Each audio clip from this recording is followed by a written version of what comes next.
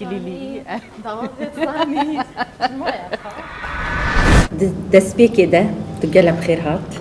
Gel spas. Di destpêkê de em dixwazin bêguman tejnîzîk ve nas bikin ka hêlîlavkiyê li ku derê ji dayîk bûye çawa jiyayê jiyana wê çawa bû bi kurtasî jiyana xweş bû me bêje. از ایران دایک بوم 88 ارمیه Belê. و ان گل دایک و بابت خو ان رویم بو ترکی ان ناف کمپ دا بوین تقریبا نحیبا Belê.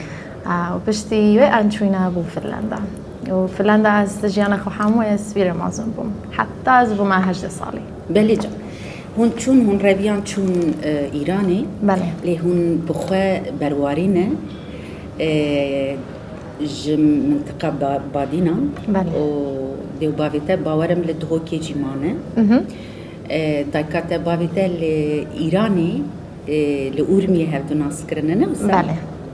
Li wir zewcin lê tu bi xwe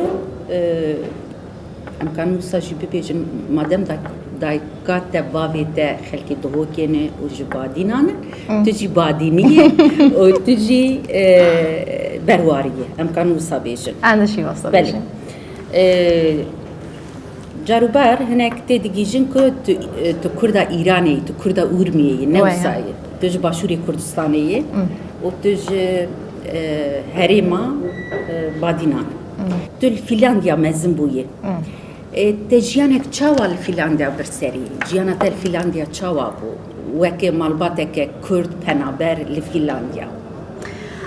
وقتی چوینا فنلندا بله. طبعا اولین خلک کرد بوین که بله. چوینا فنلندا دست بکرنا ما جیانا ما گل زحمت بو کو بله.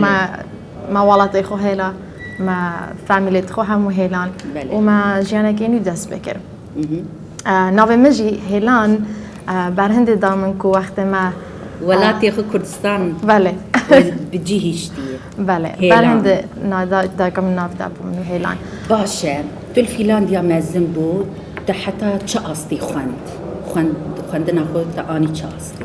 از من همو خواند من هاي سكول طبعا تواكر بشتي من كولج جي تواكر يا Te müzik û sema û dans û govend û tu bû hunermend te hunermendî hilbijart di jiyana xwe de, di xwendina xwe de jî her wisa.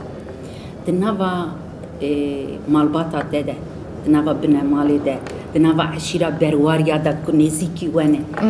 Kesî ku hunermend û nav û deng hene ya jî malbata te dengiyekê xweş e.